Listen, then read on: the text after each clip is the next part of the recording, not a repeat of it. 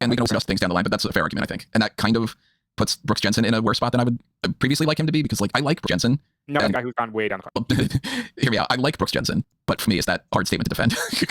That's like a completely preposterous thing to try and say for a rational speaking person. Like he's trying a thing now in NXT, not in NXT Evolve. Like he was being treated in NXT as a young guy. He's still young. He's still like 22 or something crazy. He was treated as a virgin. Right, yeah, like he wouldn't have been. That was his gimmick. That was his gimmick for a good solid year. He was just kind of like Kiana, and that's before Kiana got her boob job. So imagine him now if he would have been doing that. Jeez. It would have been that scene from Scary Movie where the character just shoots the character up into the sky. You know what I mean? But like he's doing it, like they don't want him to be a heel or a face necessarily. He kind of is a heel, and he's doing this Alabama Bama thing, which like that's not going to get over. And he just gives the vibe to me of like they know that he doesn't suck, but they can't figure it out. And he can't figure it out, so they're just sort of killing some time. And there are a couple other people that sort of fit into that as well. I think Rich Holland is kind of one of those guys too that like if you put Rich Holland in NWA and you gave him the NWA championship, I'd be like, oh, that makes sense. But if you start trying to push Rich Holland towards like the North American Championship in NXT, I'd be like, oh, come on, there's like 8 other people I'd pick before him. So like Ridge and Brooks, they're in that E tier kind of too. Maybe move some of these people over into the F side of things, even if I potentially like them more than some other people. But is there like an F that you can think of that you're just like, yeah, this person, no matter what, this person fucking blows, and they're not treated like they matter. I just want to, off them from this roster page or something.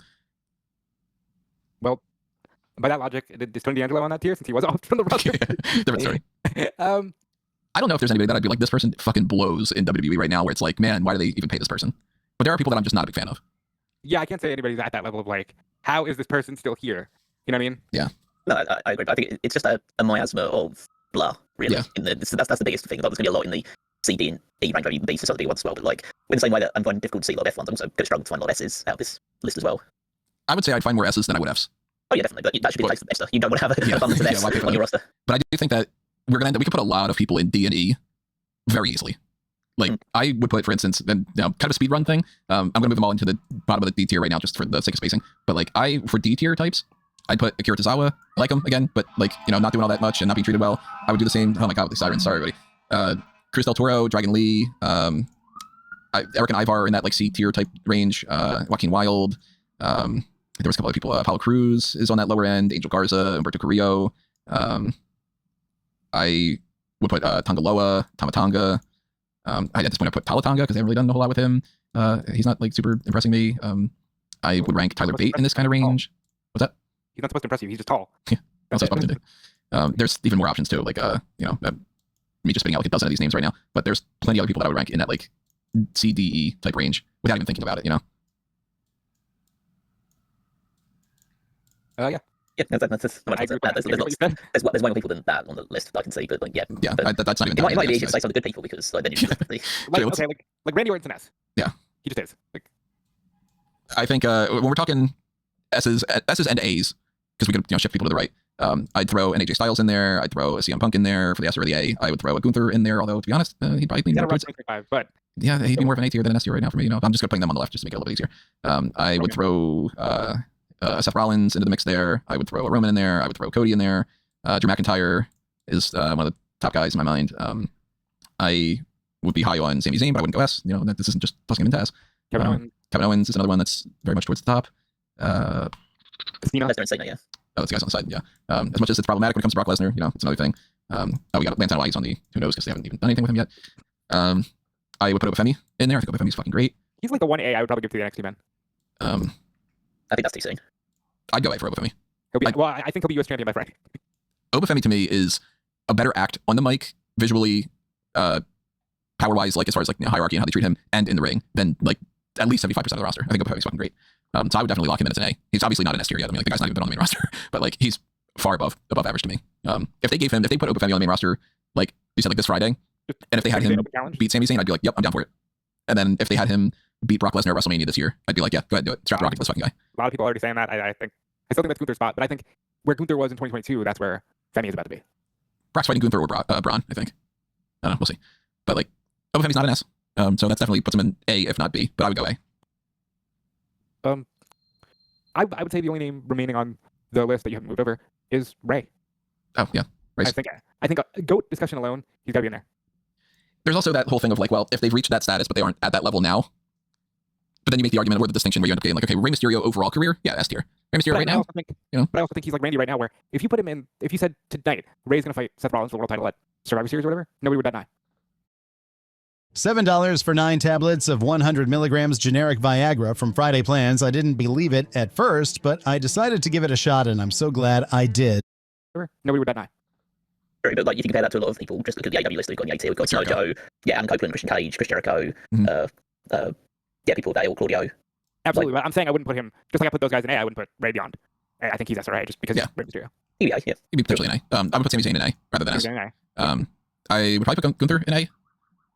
Yeah. It's one of those difficult ones, like we said, like John saying, like if you put Gunther well, then he has to be an S because he just has a more like commanding presence than pretty much anybody outside probably Lesnar.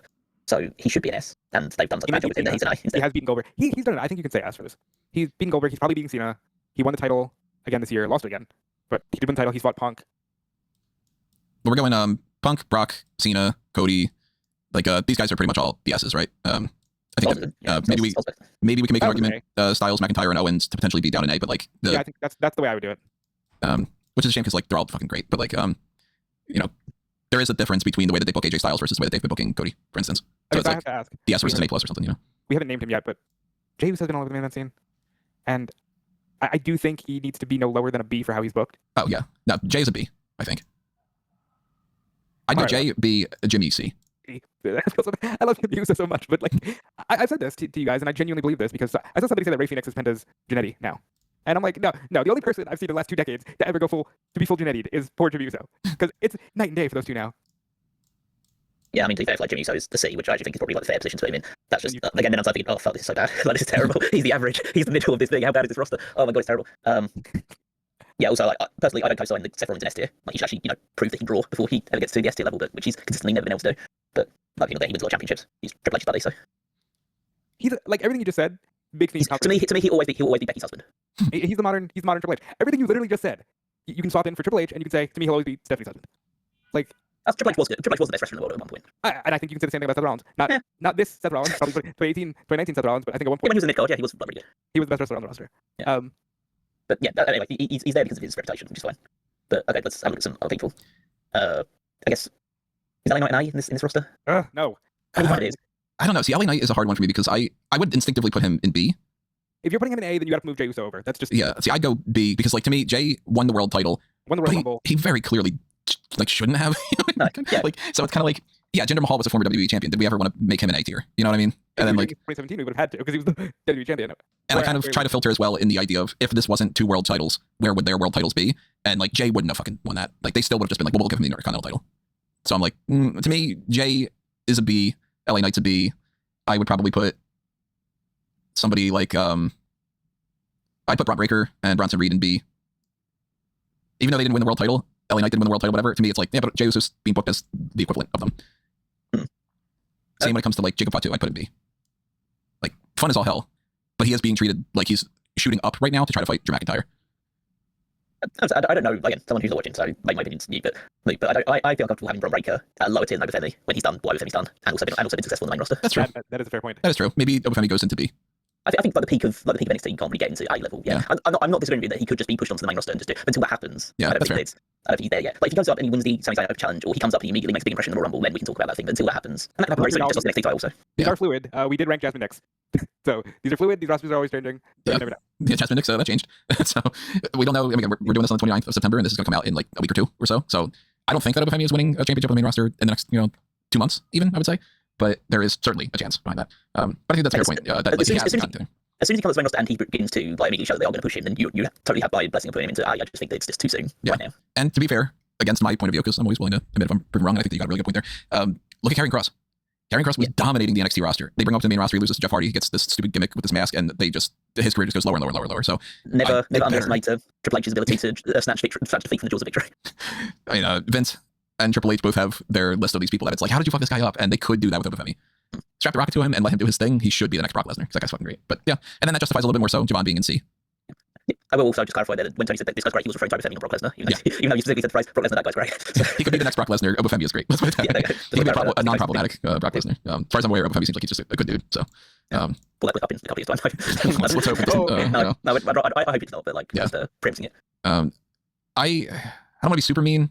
I feel bad when I put people in D, E, and F, and then I immediately start already pushing them into E and to F. But Lucien Price and Bronco Nima, where's he on here, have been around in NXT long enough that I don't think that they're getting past E. They were Jada Parker's backup dancers. Good way of putting it. I like At the Mud, but it's very clear what the direction is for them, and it's unfortunate, but shit happens. I think again, I'm less likely to put somebody in F until we get the whole thing sorted out and we can move people over. So I'm almost just kind of like, I'll just put everybody in D and E, then we'll move them over. But that's where Hank and Tank go, somewhere in that E and F range. That's where Kel Dixon and Uriah Connors go right now. That's where Tyreek Igwe and Tyson DuPont go right now. I think that's where Dark State all goes. So Saquon Sugars and Cutler James, for that matter, Dante Chen too, Deion Lennox. Where is Cyrus Griffin? I think that Nico Vance is on that. I think Noam Dar at this point has proven himself to be on that front. He got injured again, right? Yeah, he got injured again like right after they did the whole thing with putting him back into that Heritage Cup, which has just been missing. And Stacks just doesn't care about it because he's just paying attention to Ariana Grace. Which to be fair, she's prettier than the Cup is. Some people say, well, let's put America and Americans first. There's nothing more first than to put solar energy into our economic footprint in a big way. Solar brings income to the counties. The money that comes to the county is a gift. It's a gift that you won't get anywhere else without attachments. Solar energy enriches rural communities to keep it thriving.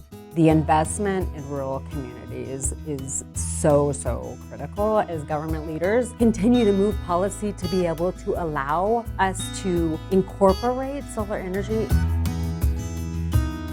We as elected officials need to embrace new energy sources in our communities. You have to have an economy that's diverse. Solar energy in your community is another way of diversifying that economy. When the solar company came in with those pilot payments, it really guaranteed a substantial amount of money to the school districts. Leasing my farm to solar is not going to do anything but benefit everyone. It's unbelievable the amount of money that the school systems in this area will receive from the tax revenue. Another thing that the solar company pushed for was with our community college. They put in a program to kind of train future employees of the solar facility, which that was a huge help. That kind of thing is powerful impact when it comes to our schools and the help that our young people can have to grow up in a better world.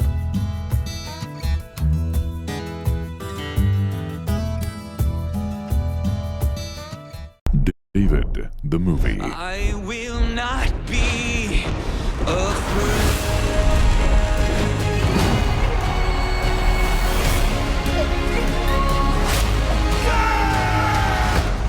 Are you ready for a great adventure? I will not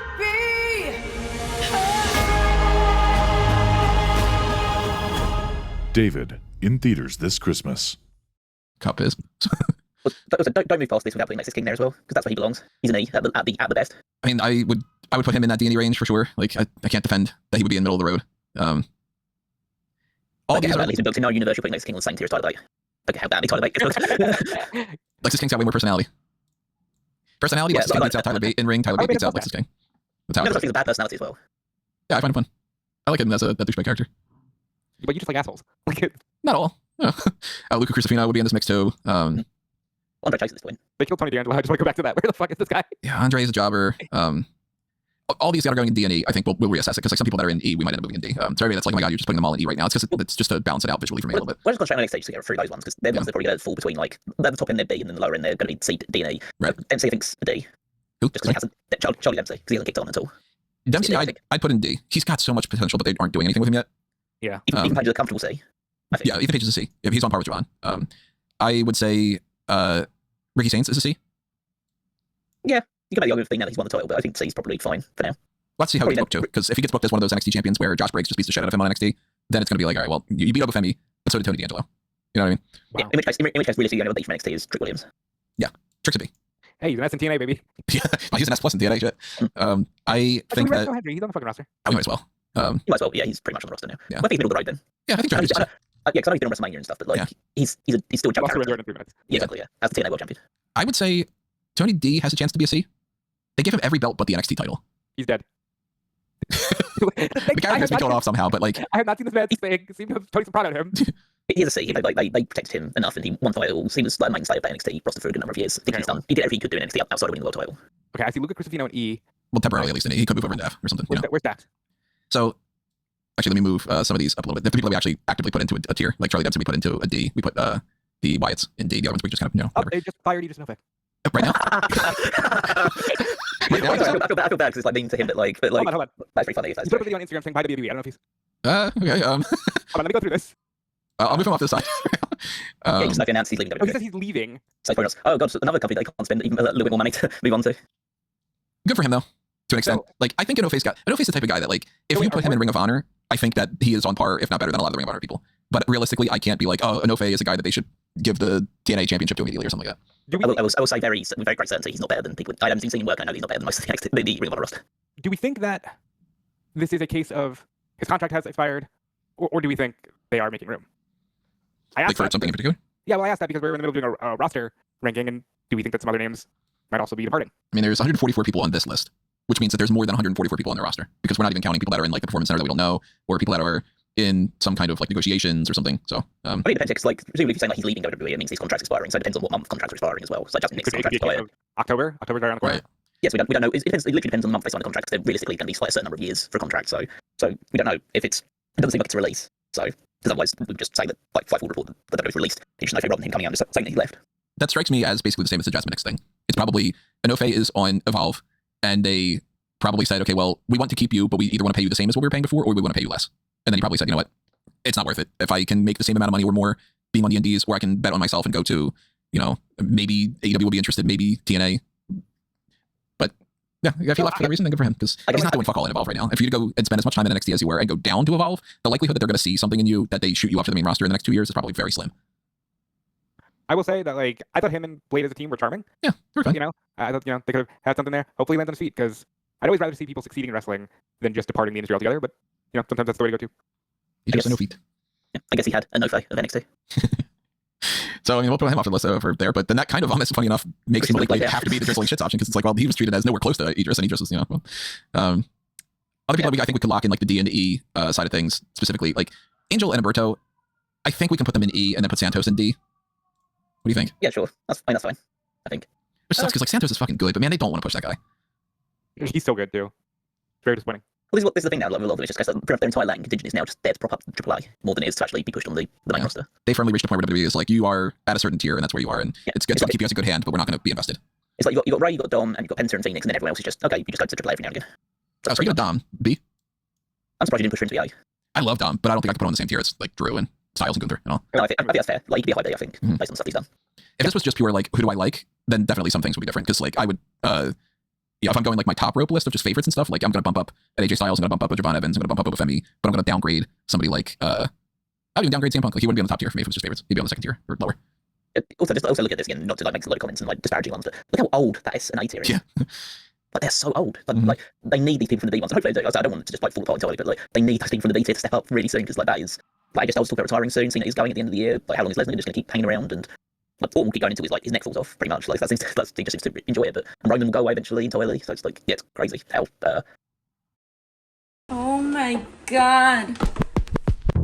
When life feels like a mess, you can Teladoc that. From everyday stress to big life changes, we're always here to help. Learn more at teladochealth.com. 10 out of 10 friends say you have to go to that new place, which you have zero time for. Fortunately, DoorDash knows all your neighborhood hotspots. Shake up your dinner routine. Order with DoorDash.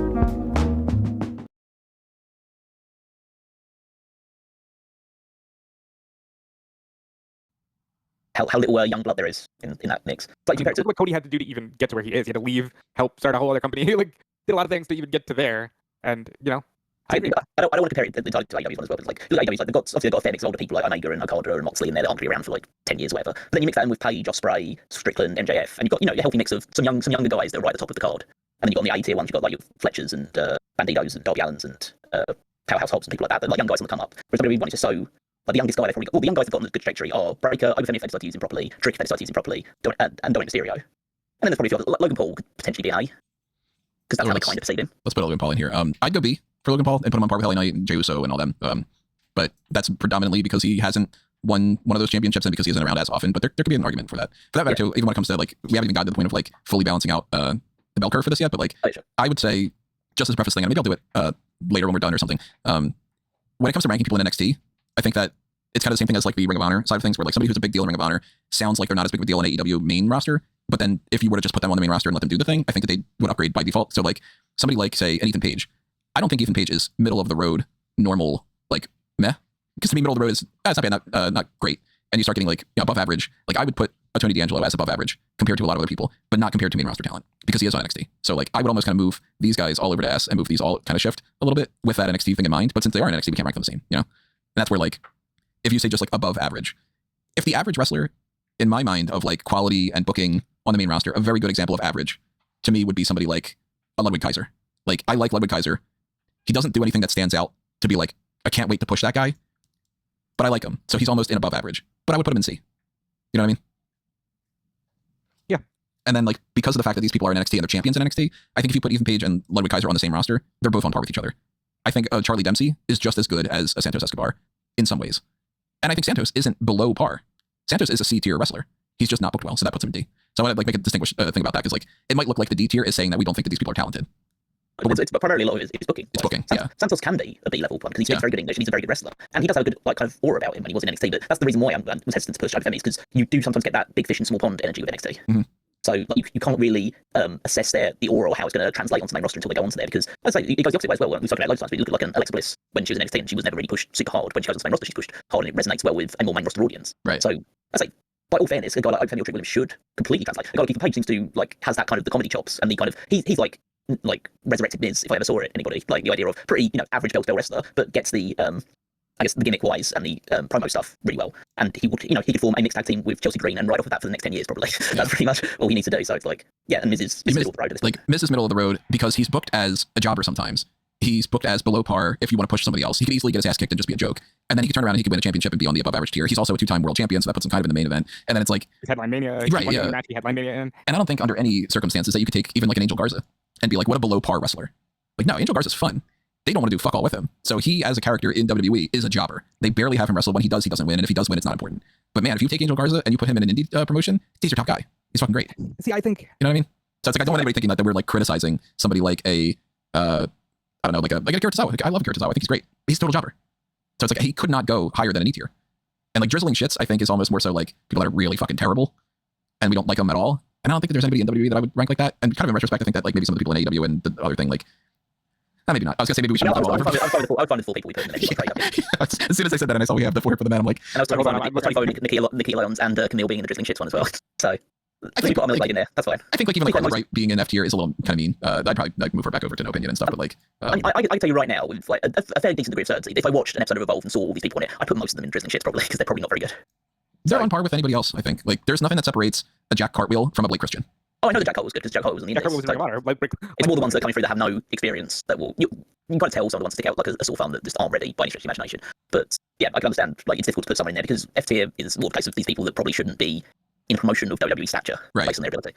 So yeah, that's like so like I wouldn't even think that about Malik. Like to me, Malik is like as far as like skill level, yeah, I mean, you know, he's below tier. He's not he's not an average WWE superstar. He's below that. I'd probably put him in jobber, but man, if we need to have somebody in F tier as just like, and there's no chance they're getting out of the E tier, then that's where I put Malik. You know, like there's a big difference to me between you're a jobber on the main roster like Angel and Akira and Berto versus you're a jobber not even on NXT, but a jobber that barely ever shows up on Evolve.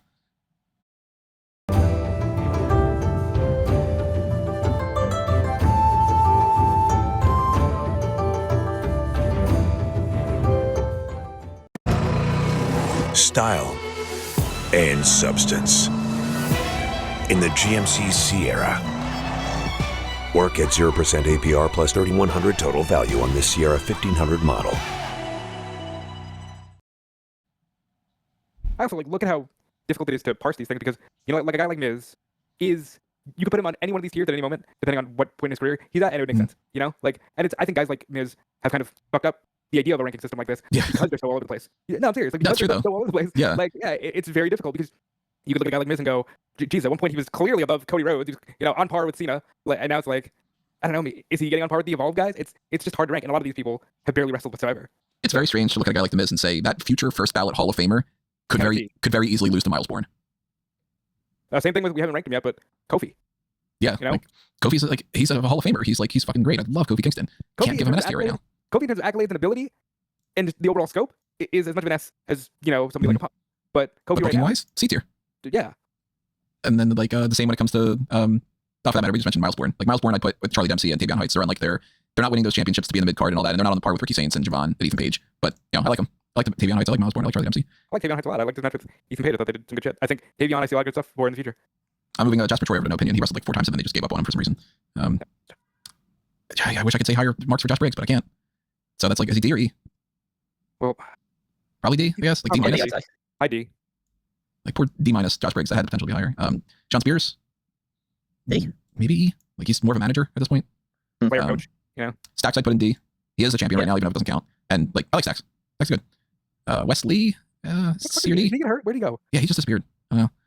I think he's done enough in NXT to be worth a C. I think he's C. I'd be down for that. Like Wesley's fun. High rise. The other 2 guys in high rise probably D. Maybe even E. I'd put Tyreek and Tyson in E. They don't consistently push them. That's where I think I go. Bronco Neiman and Lucian Price are probably into the F tier because they aren't as good in the ring. They're not particularly. I mean, maybe they're on E too with Tyreek and Tyson. Actually, I don't see it in them. I don't think they're going to go far. Like, not to crap on them. You know, I wish that they would click in a different way. But like, that does sound more like an F. Yeah. That's what you're saying, like, because you sound like your position, Nigel Garza and Burkray, like, actually do stuff, like, they're good wrestlers, and they just, they never get anything because of various factors. Whereas you'll base those two, they're not even going to make it. Yeah. So. Yeah, I think that's fair. So Alexis King we're putting in D or E. Yeah, compared to the ones in D. I think that Andre Chase I like, but like he's a jobber. He's He's short as hell. a- Yeah, same as John Spears. I think I'd probably put Luca in there. I could see the case of him being an F. Of just like, I don't know if it's gonna work out for Luca, but I think the Dark State guys are D for now. Again, they're the NXT Tag Team Champions. They're all over the show. They're not like... it's tough. I want to put them in E, but I can see the argument for D. You got the WWE Tag Team Champions in the D. But that's also, my argument for them was they're C because they're the Tag Team Champions. I mean, that's fair, but like... So if it could be 2-1, I'm fine with that. But I think Dark State goes in E, to be honest. There's the argument that like Dark State does routinely win matches against main event people in 8-man, 6-man tag team matches. They are pushed to a degree. I think they're pushed as an act and not as individuals. Okay. So maybe like put like a thing like this where it's like Dark State, like that, just like all 4 of them. But then you got to go by 6, all the same thing, all 5 of them. Well, one full men at the very least. Yeah. Oh yeah. Yeah. I mean, it's like if you were to say, let's go with the argument maybe that like if you had to rank them separately, like who's good out of Dark, who's the best out of Dark State? So Dark State, we've got Dion Lennox, we've got. I don't think I've ever seen them have a match, so I don't know if there's a huge amount of difference between them in terms of ability. So these are the 4 guys: Dion Lennox, Saquon Sugars, Cutler James, and Cyrus Griffin. Dion is the standout to me, I think. I would agree. I think Dion Lennox is, if he sticks with it, I think he's gonna be a star. Sugars is the best on the mic, easily, and probably the most experienced and best bell to bell as well. Cutler James, I think, is the guy that I would trust to have the match. Like I put him probably number 2 behind Lennox as far as like matches, but like I don't think that James has the personality. And then when it comes to Griffin, he doesn't talk as much. He doesn't wrestle in a way that stands out to me. I don't dislike him, but he seems like he blends into the background. I don't see anything with Osiris Griffin that separates him from Nico Vance, for instance. So in which case then I'm thinking that Osiris is definitely an E, and then maybe the O3 could be considered D's instead. I'd still put them all in E. That's where I would go. And then I would put Nico probably in F at this point. I'm not going to argue one way or the other because I don't have enough rationale to suggest otherwise. Do you want to make a case for Dark State to be higher up, Rob? I think I did. I think I made my case. Yeah, but I can't like back you up almost. Okay, which 2 are the tag champions? Lennox and Griffin, I think. Right, but then, Griffin's. What's he the champion? He's the best one. The way that Tony pitched it was like, Griffin isn't much, but he's also the guy holding the title. And it's funny, you said Cutler James has no personality, but they're booking him. Isn't he the one that's like gas stuff? Yeah, he looks like, I will go get on top of your ass. It's weird. Yeah, maybe we put him in D. Yeah, we can change things around a little. We'll see. Because we got Brooks at Jensen in E, probably. Yeah, Ridge. Okay, they're above Brooks Jensen. Easy. Ridge, I put in E. Tank and Hank, I put in E. They were just tag team champions, but it was like, it doesn't matter. Dixon and Connors, I put in E. Noam Dar. He's D. He's won enough championships there to D, slightly above him. He's a good wrestler. He's going to get one of those, he's going to be a teacher at some point. He's going to be a producer. They don't run out of that. They have more teachers than their wrestlers at this stage. They keep going down that route. I mean, look at fucking Pete Dunne. Right. Why Pete Dunne, we haven't ranked him yet. Pete Dunne. This guy has as much raw talent as anybody, and he's producing matches. Okay, great. I'm glad people have the foresight to think, I can't wrestle forever. Sure, I understand that. But this fucking guy is like maybe low 30s? What is he, 31, 32? Why is he being pushed at a high level? And I don't understand why you would waste young talent like that. Where would you guys rank Pete Dunne and Tyler Bate? Wherever you're ranking Ludwig Kaiser. Even though they are going to be, even tonight, they're very clearly a lower level than Ludwig. I mean, at the current position in their D, obviously, I can't say like they're better than that, but they're not treated like shit on this roster, so yeah, they're D. Going camping this weekend? TikTok Lite lets you watch even without Wi-Fi. Preload when you're still in town. woods or mountains. Videos still play. Download TikTok Lite today.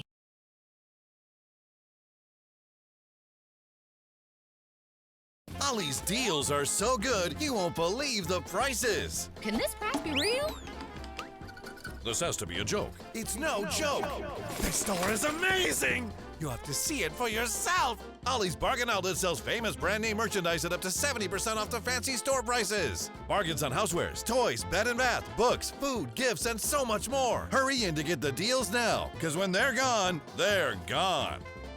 Ollie! Good stuff, cheap!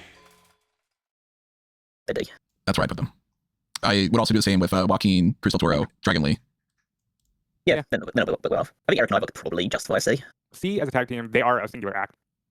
You're not ranking Ivar different than Eric. Yeah, they've tried potentially doing things in the past with one single and the other one's been injured. But yeah, they're not that. They're enough for C as an act. Same when it comes to the like some of the other teams that are out there. Like when they're really tied in together, it's hard to differentiate them because like I think that there's more. We always say this when it's like Angelo Dawkins and Montez Ford. If you were going to give one of them a main event push, I would think that it would be Montez Ford. But that's not to say that Angelo Dawkins sucks because he doesn't. As a tag team, the Street Profits are above average. Angelo Dawkins himself, I would not rank on par with Belly Knight or Ebafemi. But in the tag team division, the Street Profits are above average, if not main event, if not goats. You know what I mean? They can't be any lower than a C. Right. And Dawkins, by himself, if Montez Ford were to get injured and be like, okay, I can't wrestle anymore, so there goes the tag team. What would you do with Angelo Dawkins? I would either put him in a tag team again, find somebody else that he could partner up with, or I'd be like, well, he's a solid C. But as a tag team, Street Profits are better than C. I mean, I think if, just as a prediction, based on certain factors, I'd say if Angelo Dawkins was left on his own due to a Ford injury, he'd probably be a D. Could be in that range too. Number two, his ability, more to do with, let's say the way Triple H books people like Angelo Dawkins when they're singles guys. That's the big distinction between the singles and the tag team people, because very much so, like, Dawkins would be in that C, potentially D tier. I don't think they'd be pushing him towards the Intercontinental title. Ford could, potentially. Ford could. Yeah, Ford's different, yeah. He's been in, like, a singles elimination chamber with guys like Rollins, so he could. But then they also could just go, okay, but he's our perennial C tier type guy too, if they didn't want to push him. And then when you get into the Street Profits as a tag team, we didn't do this for the other ones. We just kind of like ranked, like even when we just moved like Eric and Ivar together or there. Do you think that it is better to just kind of go like, okay, well, instead of saying Eric and Ivar on the list, we just say we're Raiders. And so we're ranking the tag team. And then we go like Street Profits are A or B, as opposed to Dawkins and Ford. They're definitely D, they're not an A team. So like Street Profits go there, and then like the Wyatt Six as a middle of the road thing. Yeah, then they'd be a C act, because the act kind of gives a little bit more emphasis than the individual guys.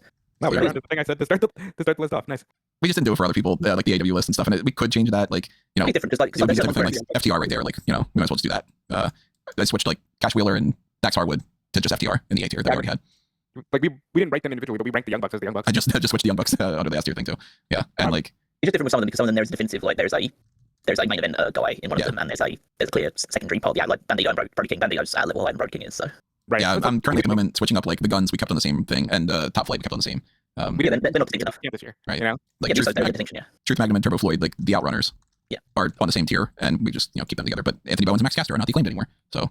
And Bishop Khan and Toa Leona, Gates of Agony, they're all on the same tier with each other, that kind of thing. I do think it's probably worth still separating Mike Bailey and Kevin Knight, even though they're on the same tier.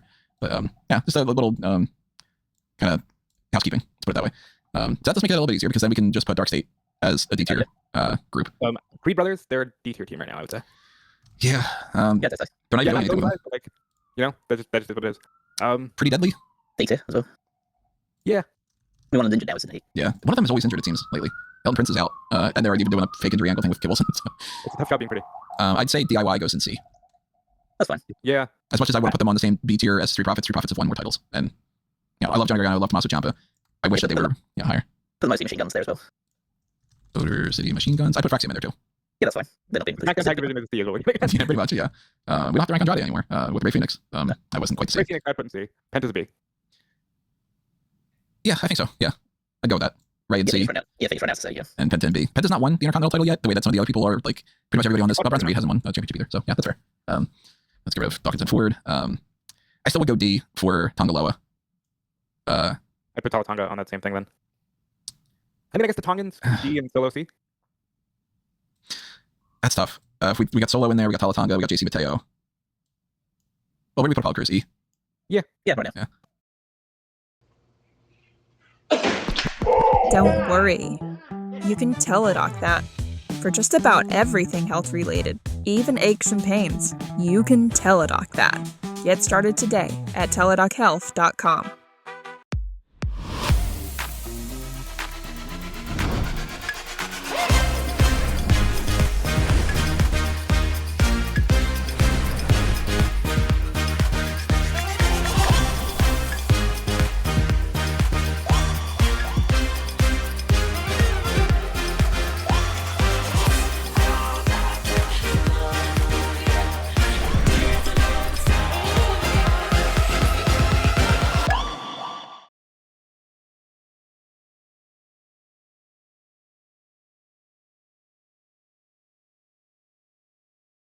Yeah. For that matter, Otis unfortunately has to go into E too. The Tongan MFT connection, all those guys, Solo's the most important, and there's like no debate about it that he's the most important. Talatanga is the one that's been treated as like the one who would most likely win something, but they don't have him wrestle, so it really doesn't matter all that much. Tamatanga has a better track record than Tongaloa. JC Mateo, they quickly just like, we couldn't go higher than a C for JC Mateo, I think.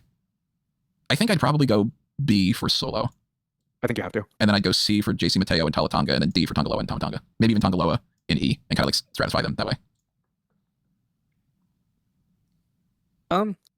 Yeah, I think that's okay. It's I have a lot of opinion about how they're booked and positioned. I know Talatanga sucks. So that's like, well, yes, I just from watching him in Big Fan, I know that he isn't very good. So I wouldn't rank him that high, but like he's been. I mean, you can maybe do B, C, D, 2 Tongans in D, and have Tongaloa in E. Wait, what? There's too many. Which ones are the Tongans? Which ones are B, C, whatever. Move Hikuleo over to D, and keep JC Mateo where he is. Yeah, I'd be okay with that. Because I mean, fair enough. They don't have Talatanga really wrestling. So we have how many people are left on this? 16 people that we haven't really ranked yet. Aleister Black. Oh, that's good. Aleister Black B. With Penta, Solo, Jacob, Brunbreaker, all that type. Does that mean Priest is also B? I think so. I like Priest a lot. If they continued to push him as a main event guy, I would try to make the argument he'd be an A minus. But realistically, he's about on par with like Jey Uso and Brunbreaker and LA Knight and all that. I think I want Damian Priest to be an A, but realistically, he's a B. Tony, can you just do me a quick favor? Move The Rock over to GOAT. Why is The Rock waiting to be ranked? Yeah. What's Rock even there? I don't know. He hasn't wrestled in over a year. He's not on the roster. Yeah, fuck him. Let's get rid of him. Yeah. Woods. I forgot about Woods. Woods is on the C tier too with Kofi. I mean, at that point, New Day. I forgot to just put them as a New Day. Which New Day S tier tag team, arguably top 3 tag team of all time or whatever. But like, I think WWE, in just WWE history, probably top tag team of all time. They're in that discussion at least, but right now. Right, Waller going to that group as well then. Boo. So actually, here's what I'm thinking. Would it be fair to just move the Street Profits over into the same tier as the Wyatts and the Motor City Machine Guns and all that? And just be like, tag teams are essentially treated as C tier. Oh yeah, well, that's and then, pretty much given, yeah. These are like the singles guys and stuff. And then for that matter too, when it comes to oh shit, who'd you say? Grayson Waller. Grayson Waller, I think realistically he's probably C minus or maybe on that D. Because they do kind of treat him as a little bit of a jobber. He's above everybody. He's a C, not inferior today. Yeah, fair enough. Yeah, I think that makes sense. Balor B. Yeah, I think so. Reputation carries him. And then McDonough on the C. Well, I mean, literally, you got everybody who wrestled for the IC title at Mania. They're B tier. Usos, I think that balances out. I think we probably just put Dragunov at C for now because we don't know. Yeah, It's been far too long. We know enough to know that he's always C. He could be like, let's say we don't know if Rusev beats Dominic Mysterio for the Intercontinental title tonight or not. If Rusev beats him, I'm going to immediately be like, okay, well, Dragunov, it might be the guy who beats Rusev. But then he can come back and they can be like, we don't fucking have anything for this guy. He's El Grande Americano number 5. Probably not. Bro, don't put that in the world. Where do we put him? Moss. Opinion? When did he wrestle? I literally have no opinion makes sense. Chad Gable, put him in C, even though we know that he's better. Because they don't give him the fucking titles. If you got Kaiser in C, then Gable has to be. R-Truth in C? No. Maybe D? Well, he's now back to the comedy character R-Truth now. But they completely abandoned like the serious R-Truth thing, which even that wouldn't have been any higher than a D. I mean, just from the clips I've seen online, he's F tier for me. But that's like, I know he's not going to go there, but I don't think he can go and see. He's a joke. I would say D then, because like they do want him around. They do push him in some ways when it comes to like just being an on-screen character and all, and he can beat people sometimes if they have him do that. But like on par with like a Joaquin Wilde or Santos Escobar. If R-Truth beats Santos against Santos Escobar, either one of them could win a match. Please see my comments about the Miz in regards to the rank. It's very hard to rank these people because of stuff like that. Yeah. Mello C. Yeah. Unfortunately, he's not reached the B. Like if they give him the United States title, then he'll go into B territory. But Trick right now is a bigger deal than Carmelo is, which is crazy. We have Rusev, Sheamus, and Shinsuke Nakamura, actually 3 people that kind of are all in the same sort of racket. Not racket. But I would rank Shinsuke lower because they just perpetually don't do anything with him. I think BBC because Shinsuke.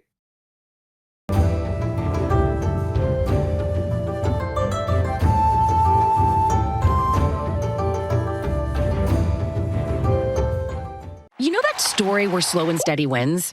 That's terrible advice. Things move fast in the modern workforce. I'm at University of Phoenix, where I earn skills and courses I can put to use right away. Earn career-relevant skills in weeks, not years, at University of Phoenix. Shinsuke, they could get, it's another one of those, you could give him a title right now. He's almost in Miz category there. They can give him the US title tomorrow, and people wouldn't bat an eye. But also, he's not as good as he was. I'd be okay with BBC. It sounds really terrible. B for Rusev, B for Sheamus, and C for Shinsuke. I should say that instead of BBC. Yeah, that seems about right. That now. Yeah. I actually don't even think we need to change anything. I wouldn't. We have like almost exactly a thing. The A and the E are definitely not sorted correctly, like as far as like balanced. But to try to do that, we'd have to move people from B over to A, and we'd have to move C over to B, and then D over to C, and then E over to D. And I don't know if there's that much movement that we can really do. I think this is just the way that the roster is right now. There's not a ton of people that are in that, particularly like a lot of the NXT people. It's just too hard to rank them on par with the main roster. I would easily though. I would move like there's a good group of people like right here, even just like Ricky Sainz, Ethan Page, whatever. Like, you know, I would see an argument that they could move into B and other Bs can move up into A's. Right now, though, the 29th of September, before even Monday Night Raw, I think we're pretty solid where we're at. Doing these always exposes the roster, and you always start to like realize, in some cases, how much you're working with, or in some cases, how little. And it can be tough to see it right now like this. You know, at least from the mindset of like, okay, when we take out all of those S's, because as Callum pointed out, you know, Cena's done after this year, Roman's winding down, Rollins, maybe we're looking at 3 to 5. You know what I mean? Like, who is going to step up? Because even like Sami Zayn's probably not going to wrestle for much longer. Jey Uso said he wants to do maybe 5 more years.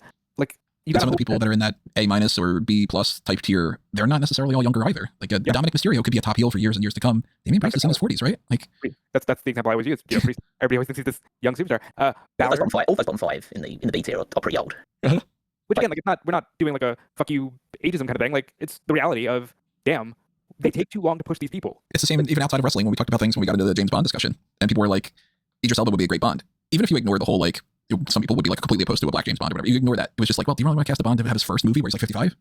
As a like, one-off, you know, that's where you get the conversation of like, as a one-off, yeah, that's a great thing. But there's no investment in, you know, a Bond that starts off where you get 2 movies deep and he's already looking like he's too old. You know, as a one-off, I'd like to see Sheamus have a run with the Intercontinental Championship, but I think Pete Dunne should have been built to a level where he should be carrying that title consistently, like a Jericho and a Shelton Benjamin in decades gone by. Yeah, give that IC title to Sheamus. If you want to give a world title to Sheamus, I would rather them go with a Braun Breaker. You know. Yeah, but it's just like, it's crazy just look at the age things, because like Sheamus 40s, Rusev, I think he's approaching his 40s, Balor is approaching his 40s, I think, or he's past that. Then Priest beyond 40s, Black approaching his 40s, Penta is 40. And like he's 40 and he's pushed as this, you know, this star of the future. I guess it's fine to do it when you're covering your face and say don't see the wrinkles or anything like that. It works for Sting because Sting looked great at 65. Yeah, but LA Knight and Jey Uso both pushing their 40s as well. It's like there's a handful of young talent across all these ones, but the age in WWE just skews so old overall. There are a lot of old people in AEW as well, but it's a case of there seems to be a bit more of a blend of younger talent coming through. Like, you know, for every let's say Moxley, Omega, Chris Jericho, you've got a Cole Fletcher or a Nick Wayne. Yeah, MJF is not in, you know, he's not 41. No, he's only 20s, so like still like there's like this, and I think there's people that if they push now should be doing it. Where you got over 30s in his 20s, Jake Fatu's only like 33, I think, so still pretty young. But Breaker's still in his 20s. You got only 32. Trent and Breaker and Mello and you've got people to do it. And a previous iteration of WWE, I don't mention like Green Younger person, but they put the title on Randy, say on Brock Lesnar in his mid-20s. They put the title on Randy Orton in his mid-20s. They put the title on John Cena when he was pretty young. Like all these people that we got in the S tier outside of Cody Rhodes, but Cody had to go away to prove it. They put the title on pretty young in their careers. Like even Punk to an extent, even though he's been on the indie for a long time. It's like these were all young champions that were pushed pretty quickly, and that's the indication. Like, and these are the guys that are your main event tier, and you know, right, so based on their reputation and ability. But then you look at the B tier thinking, oh well, half those people you've probably missed the boat on because they're just too old to reach that level now. Yeah. Not for nothing. LA Knight, 42. Finn Balor, 44. Damian Priest, 43. Like, and it's crazy to also think Drew McIntyre was a young, this guy's going to be the future 20 years ago. Yep. Yeah. And that's 20 years. That's more than most people have their entire career. Yeah. And he reached a point where he won that world title in WWE on the main roster enough years ago that in and of itself is already a full run for some people. Just the time frame between when Drew was winning that title in 2019 and 2020, that's been 5 years. And how often was Stone Cold Steve Austin on top of WWE? About 5-6 years. So it's like, it's been a Stone Cold career worth since Drew McIntyre just had reached that level. But he is still not going to be somebody that is going to be around for the next 20. Like, he realistically is not.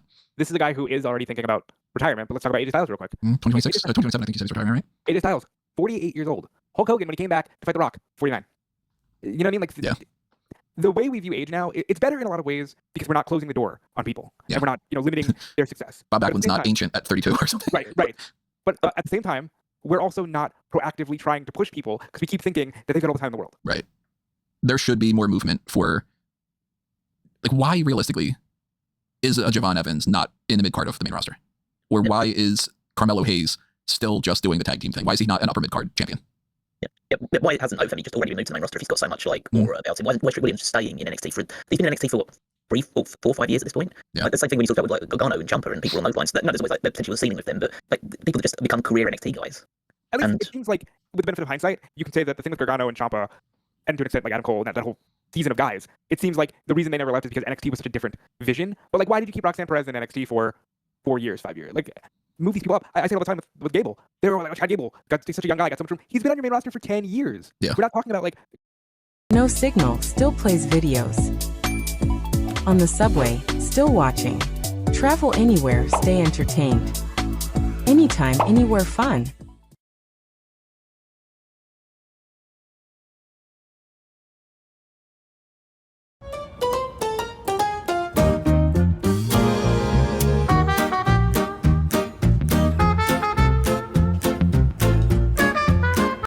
Talking about like he's got to make it through the doldrums. 10 years is a long time. We just said double Steve Austin, double The Rock. Realistically, at this point, as much as I don't want people to lose their jobs and stuff, but like, if WWE were to be like, hey, we have too much programming, which they do, and it's a big difference between now versus what it was when I was a kid watching, we had Monday Night Raw. We didn't even have SmackDown. So we had either a 1 hour or 2 hour show per week, and that was it. The roster didn't have 150 people on it. And they still had enough people that they could bring in people and do stuff, but there's a major benefit to having a bigger roster and having Raw and SmackDown. And then when you have Raw, SmackDown, and NXT, I think that's the real, that's how it works. If you've got Raw, SmackDown, and NXT, you've got a clear division between your legends and your main people that you're pushing, and then your good hands are on the main roster. NXT then becomes people you're pushing towards that level and brand new people. But when you have Evolve and you have LFG, there's no real distinction between most of the people that are in Evolve right now and the people that are in NXT. And then a lot of the people that are in NXT should be on the main roster. And then there's certain people on the main roster that at this point, if they haven't clicked, they probably won't. And I won't name any names because I don't want to seem like I'm this person, whatever. Even though we put a Nico Vance in the F tier right now, it's that's because I just don't think that Nico he's not being pushed well. He's in NXT. He's not a priority. He hasn't done anything, and I don't see him breaking out of that. Same with Dante Chen. Realistically, Dante Chen on a smaller roster probably wouldn't be around. But if they like him as a jobber and they want to keep him in rotation on the minor leagues of the minor leagues, he doesn't measure up in the same way. Well, or they're very intentional with their hiring. So even a guy like Dante Chen has some level of a spot on the card. You know what I mean? Talk about all the time with the Attitude Era. Yeah, there's a lot of job guys, but they had spots. Everybody was used intentionally. They know that they're putting him in the jobber spot. Right. And even that, maybe he'll do something where he'll get a laugh out of something like Crash Holly did with the hardcore title, or people had spots. That's what I'm getting at here. I know we're rambling a little bit, but that's what I'm getting at. I would prefer an era where people had spots and it wasn't just this constant thing of everybody's super duper great, but since there's only so many spots at the top, we're just gonna book a lot of people like shit. Yeah. So plenty of these people could move higher up if they just decided to push them, and plenty of these people are ranked where they are primarily just because of their booking. But there's also certain people that if we were running our own companies, we would push them higher and lower based off our favoritisms and all that. And then at any point in time, somebody who's an A tier, a B tier, or even some C tier people could win the world title. And it would be hey, it happens. Kofi can win. Or for all we know, Joe Hendry goes to NXT, and within a year they move him up to the main roster, and this act is still so over that Joe Hendry is winning the United States title in no time, and then he gets over and he's main event WrestleMania. But I think that we got a balance. And there are a couple of people that we could potentially tweak, but I don't think we necessarily need to. And then there's a lot of other people that it's hard to make an assessment for, especially on the Evolve and LFG front, or people like Jasper Troy, which was we made a big deal out of him for 2 months. He's a monster. But yeah, I'm curious to see where a guy like Bryce Donovan eventually ends up. And I think that there's Trill London is a good example. Trill, I've only seen a few matches of him because he's only been in LFG. Everybody keeps equating him to Jeff Hardy. Guy's got a lot of star potential. Right now, he's an LFG guy who didn't even make it into the semifinals. So, pay attention to that. Maybe in the future, BJ Ray is one of our main event guys. And maybe somebody like a Penta never gets past the level he's at now. So I would also like to cap this conversation off by saying we need a strong third tier wrestling promotion. That's the vibe I've gotten out of doing these tier lists. I think there's still a lot of room for dividing the people who want to be wrestlers up into different promotions. This hoarding talent thing, it doesn't work. Yeah. Any other thoughts you guys got before we wrap everything up? I think I'm good. To be honest, I criticize the company a lot. I don't watch too much anymore. And doing this roster tier list and being able to think a bit more about WWE roster and what they have on offer and talent available, I just feel so justified. I was wondering where you were going with that. See, and I have a completely different perspective on this. I go, wow, I think that even the people that we ranked pretty low, there's still quite a bit of talent there that they just didn't tap into yet. But man, if they can figure it out, they've got so many good people. Out of this 145 people list, I would say I relatively enjoy, at least at a baseline level, probably around 80 of them. Let me double check and see what I don't think there's anybody that's C tier. Anybody that's at least a C tier, I at least enjoy to an extent. And that's already 53 names. And then there's people that are lower than that I'm yeah, still, they're as good as anybody else in some other things. Obviously, as much as I think that somebody like an Otis is fun, I'm not gonna rank him as high as, Hangman Page. But I like Otis. I'd rank him an E tier. Otis to me is better than somebody on this roster. I see no real difference between an E tier Otis and a C tier Lance Archer. Let's put it that way. I like Lance Archer. I am very much, as I've decreased the amount of WWE that I've watched over the past 3 months, I'm very much in the camp of, yes, there's a lot of potential here, but the show sucks. The show really sucks, and we really need to get a better presentation going for everyone on every single tier, because right now, to me, it's not as strong as it should be. Yeah. Shows suck. Talent, great. And, and let's be clear, the worse the show is, the worse the talent is going to look. Yeah. They can only do so much. And if you don't want to let them, that's one benefit of having talent in AEW is even if the writing sucks, they let them wrestle in a way that they can still show off their talent in a lot of other ways. Whereas in WWE, if you were to take somebody that's like Angel and Berto could be on AEW or Ring of Honor TV to me, and I don't think that that's oh, well, they suck, but Top Flight is so great. They're just about as on par. They're I would say sometimes they could be better. Angel and Berto and Top Flight, sure. But Top Flight gets the chance to go and wrestle in a way that they can show off their skills better because they are the microphone as they would like to present themselves. That's a different thing where WWE is yeah, but we can't have you do any of these crazy things or have fun doing that, or we can't do that. So we're gonna downgrade you for the benefit of other things, which why? Yeah. So keep all that in mind and drop your comments and tell us where you would rank certain people. And of course, also remember, we did this on the 29th. So maybe by now Rusev is Intercontinental Champion and maybe somebody else has gotten released. The Features and No Mid podcast is one of those, then different story. But hit the like button, subscribe, get all that stuff going on. Make sure that you check out the link tree that you find at amangotree.com or anthonymango.com and find everything over there for Smart Comment links and Fanboys Anonymous links and some Tony Mango links. Follow what Robin Callum are up to too, though.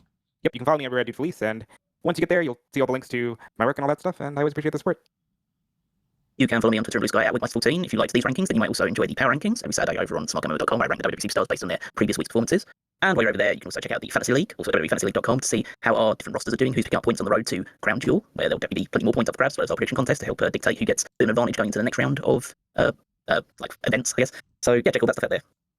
And then I do not know for sure when you're listening to this. Of course, maybe you're listening to this in 2032 or something. But what our game plan is going forward is kind of up in the air a little bit. There will be at very least another round of the hot tags. And the plan, I guess, is to kind of just see what happens when it comes to I'm in Brazil. I'm going to try something out that I haven't tested out yet and see if, because I'm not going to bring my microphone with me, because first off, why would I lug all that equipment? Second, it's not going to hook up as well to my laptop compared to my desktop. But with our different setup here, there is a chance that I can record things on OBS and call in to Discord and have a pretty decent microphone through my Samsung. But I don't know for sure. And then as far as timing as well, time zones and then just plans and other things might get in the way. So this week there will be at least a round of hot tags. In the next 2 weeks after that, there might be hot tags where it's just Robin Callum. If it's an issue of recording or if they're not particularly interested, then maybe I might try to record something separately on my own. Maybe I won't. Maybe we don't have something. Maybe I'm able to get on there with these two guys and do something. It's all going to be kind of up in the air. But if you're listening to this after the scheduled out thing and I kind of progress that a little bit forward, then thanks for sticking around like that. And if you're listening to this ahead of time and you are on the $5 and up tiers on there, thank you for your support. Really, really appreciate that. And we might also have a Darkcast in some fashion. We're going to have something in October no matter what, but it's a matter of I don't know if I'm going to get around to being able to do something. I have to figure out a plan and then try to do it over the course of the next couple days. Maybe I did, maybe I didn't. I don't know. Stay tuned though, and keep checking everything out from smartgammo.com, and we will see you next time. But for now, this has been another Smart Guy Moment, and we're being counted out.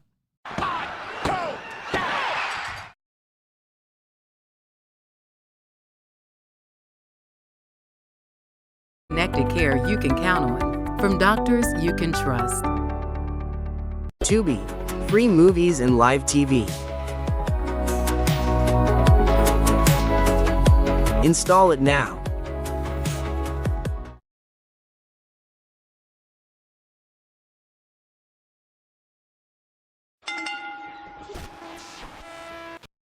What is up, wrestling fans? Welcome to part 3 of our annual tier list rankings here on Smart Guy Moments Smack Talk Podcast. I'm your host as always, Tony Mango, joined as always by Robbie Fleece. Hey. And Cal Wiggins. Oh dear. And if you have not checked out the AEW women's and the AEW men's roster tier lists that we've already done, go back and check them out. More explanation of these different tiers that we have and just the system in general and all that we won't bother to go along. It's pretty self-explanatory too. But we are also going to be recording here the WWE women's roster. And context as well on this, we are recording this on the 23rd of September. So if you are on the $5 and up tier on YouTube, the channel membership side of things, then you'll get early access and you will be able to check this out ahead of time. If you are not, then this is going to be scheduled for some time over the course of the beginning to the mid range of October. So that's potentially quite a bit of a jump.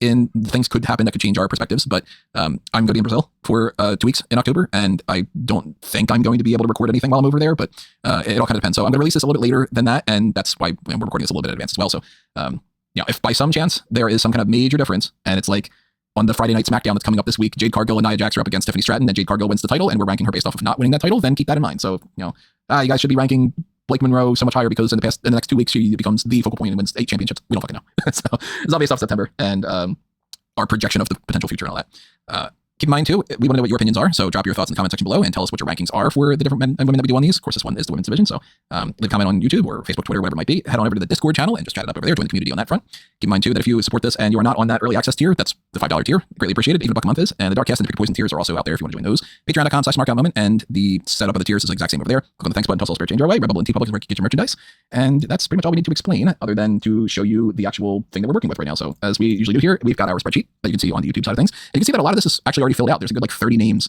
that I've got on here. 23 is what it is. Now they're in purple and they're already filled out to save a little bit of time, and because these are all women who are on Evolve and pretty strictly just on Evolve and LFG, where they're not wrestling on NXT in the same capacity, so it's very hard to rank them. And Callum doesn't watch AEW, doesn't watch WWE, doesn't watch WWE in the main roster even as much as what he used to, let alone when it comes to NXT, let alone when it comes to Evolve. You might not have even seen it 30 seconds of Evolve, right? What the hell? There you go. And Rob has not, I think at this point, seen a full episode. I've not seen a full episode of Evolve, and I've not seen anything of LFG still. I have a limit, it turns out. In fact, I'm watching less main roster content than I ever have in my life. So that's where we're at right now. So this set of rankings that I have currently on here is my assessment of what I would do for anybody that would be curious. And I'll just very quickly breeze through them before I move them over into the no opinion column. Because in the grand scheme of things, a 2-on-1 type of a vote like that, and it is Evolve, so these people are, pun intended, evolving. So here's where I kind of assess this group. Callie Armstrong is the Evolve Women's Champion. She is definitively one of the best women that they have there. But she is also at a level that if she were to go to NXT right now, I think she'd fit in perfectly fine. She would be on the same range as like a Lola Vice or Kalani Jordan or whoever in that kind of range. But she still wouldn't be the same that we can compare to main roster talent or to NXT talent that could be up to the main roster right now. So I can't go A or B for Callie. And that kind of sets the tone. Kendall Gray is being treated as a pretty big deal over in Evolve, but I don't see it all that much. Kylie Ray, same sort of thing. Like, just, they're fine. Penina Tuilepa is fun in LFG. She's got a lot of potential, but she's an LFG, quote-unquote, fighting for an NXT contract talent, so you can't rank super high. Wendy Chu, same thing. She has arguably been better in Evolve than she ever was in NXT, which is good for her. But when you're on the D show, you can't go higher than a C. Zeta Steele has a ton of potential in the future, but she's not at that range yet. Xena Sterling, fun character, seems like she's getting better in the ring, but she's on LFG. Lower than that, Bailey Humphrey is not at the same range as Xena is yet, but she has a lot of potential as well. If she can get some things to click, I think that we could see her being a pretty big deal going forward. Brindley Reese is a lot of fun. James Kelsey's got some potential to be the new Casey Canzaro or, the little flippy girl kind of spot. Hayes Jameson is great for character work. The in-ring stuff isn't quite there yet, but if you can take Hayes' character and personality and give that to even somebody who's a veteran, like a Natalia would be way higher up. Hayes has personality. Gentala, Summer Sorrell, people that have some talent. I don't see it as much in Carly Bright, Serena Lenton, and Tatiana Dumas. It wouldn't shock me at all if they eventually don't get onto NXT proper at all. And then I have quite literally no opinion when it comes to Ari Bennett, Chantel Moreau, Calix, who is Jessica Carr in a mask. It's cool that she's wrestling.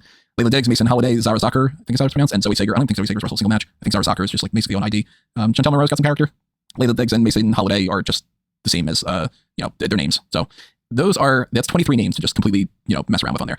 If this becomes a little bit too confusing with these being ranked on that front, then I'll move them over to no opinion. But keep in mind, any of the purple ones, it's just my opinion. So that knocks out a third of what we've already got. And we got 54 other names to go on here, and a good third of them, 21 of them, are on NXT. Let's set the tone though. Let's go with our S's and our F's.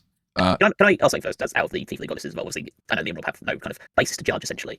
But if Evolve is akin to it's sub NXT, so similar to if we consider NXT to be on par with Ring of Honor, or maybe slightly higher, obviously it's on TV and there's more of a need to have bigger stars on NXT, so I can understand that. But Evolve is literally just newbies coming through.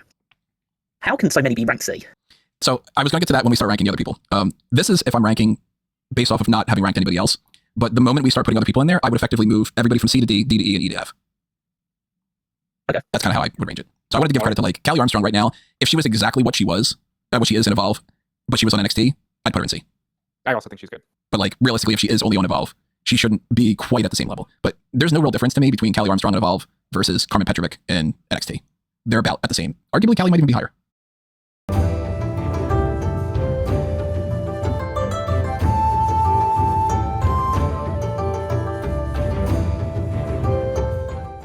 Instant happiness is here at Rent-A-Center. You could get instantly approved for up to $4,000. Shop for anything you want in-store or online, up to $4,000, all without using credit. Go on, get happy instantly.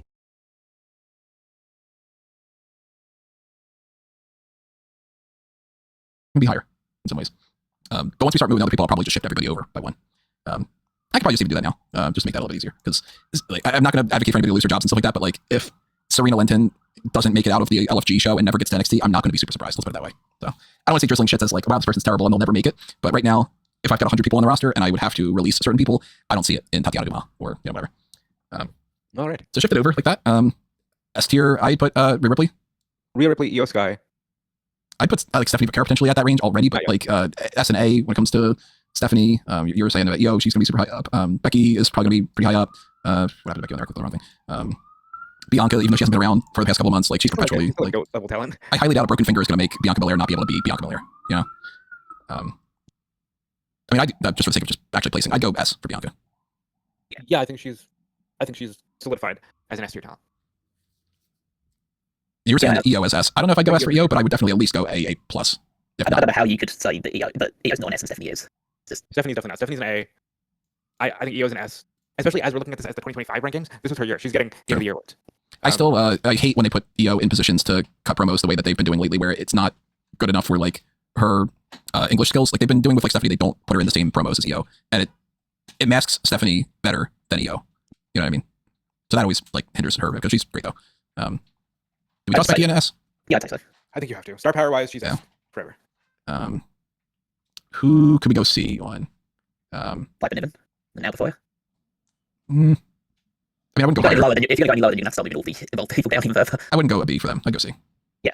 Alba Fire, Piper Niven. One report saying that Piper Niven might be career-ending injury. That sucks if that's the case. Fightful just said it's a neck injury, but people are confident she will return. Oh, that's good.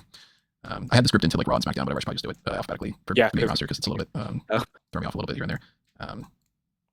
Let's see. Out of like the low end of, you know, try to set like an F tier or D tier or an E or whatever it might be on the main roster, the names that aren't on the Evolve side of things. I'm not super high on Lainey Reed. I haven't seen super much of her, but like she hasn't shown me anything that really makes me think that she's anything other than a D or an E. Yeah, like maybe an E, just because the D will probably get reserved for a lot of the main roster people. Yeah, I can see that. Now, again, NXT from tonight hasn't even happened. Lainey Reed most likely will beat Candice LeRae, and then she probably will even beat Sol Ruca at NXT No Mercy, but we don't know that yet. And that can upgrade her, and she can have a great performance and whatever. But as far as on the 23rd at 5 o'clock, Lainey Reed is an E tier for me. It's interesting to see how the Speed Championship will get factored into that, and like where people find themselves getting pushes. Yeah, just because of the fact that like if they are going to push somebody and give them something, it's better than nothing. Like the NXT Heritage Cup, that just doesn't exist anymore for some reason. I'd go E for Jasmine Nix. I don't see it. I think that's then D for Fallon and C for JC. No, I wouldn't go that low for Fallon. So C, Fallon, and JC. I think probably both in C. Because they have a lot of potential. They're fun. They're good. It's a big difference, I think, between Jasmine and Fallon and JC. And Fallon and JC could go up to the main roster right now. If they went up to the main roster right now, they wouldn't be fighting for the championship immediately. So they would be that B, C at most type of range. So I'd go C. They would be in the range of an Apple Fire. It's very disappointing how Jordan Grace has been booked. And she went from, she could have been immediately thrown into the A tier, and they don't want her to succeed in NXT. So it's like maybe B. Right now I'm thinking B, but if I could just for 2 seconds, she should be where Stephanie is right now. And that's not a knock on Stephanie. Stephanie's great, but this isn't a case of like, oh, you have a bias because of what you saw Jordan do. Jordan can hang. You know what I mean? Like, they're just going to be a loser. This NXT push is going to do to her like Callum once said that I ruined Deonna for him because I overhyped her, and then she utilized AEW the way she is. I feel like Grace is going to be like that for a lot of people, where she came in like a big deal. I don't know why they insist on having her lose all the time. It seems like they're obsessed with the idea that if she loses, it'll mean more when she wins, and people won't be annoyed at her or something. But by doing that, they're just killing all of her. Aura. She's not an underdog. She's not an underdog. Right. She's a powerhouse. She should be booked like a dominant champion, or like just a dominant force. Heel or babyface, regardless of it. You shouldn't be booking her as a have to fight for anything. Yeah, that's just not who she is. She's being booked as a John Cena 2010 dumb babyface who gets betrayed by all her friends and can't seem to pull out a win. Like, I don't get it, because she should be in A tier, if not like already creeping towards S. Right. She could have been booked that strong. And they're gonna have to rehab her after being in NXT, rather than NXT being a launching point to the main roster. And it's gonna be one of those things we know for a fact where they're not even gonna try. All they're gonna do is call her up and go, "Isn't it amazing? We have Jordan Grace on the main roster now." Yeah. That's what again is one of the most worrying aspects of it, because for a lot of people, NXT is the peak of their actual booking ability. Yeah. So she got like she's been in Shawn Michaels' hands, and Shawn Michaels, and under Shawn Michaels, I think fairly, the NXT Women's Division has been considered the highlight of NXT for the last year, 2 years plus. 100%. And so then she's going to be put into Triple H's hands, and maybe Triple H thinks more highly of her, book her better. Again, I can't say one way or the other, but Triple H's recent booking over the last year plus hasn't given a lot of confidence to a lot of people to how the direction goes. But she could probably parlay that into talking about Roxanne Perez. Roxanne is, I would say, B. Yeah. She's got potential to be higher, but they're firmly booking her in a spot where hopefully she beats AJ Lee for the Women's Intercontinental title at WrestleMania. So it's like, I hope that in 7 months she wins the mid-card belt.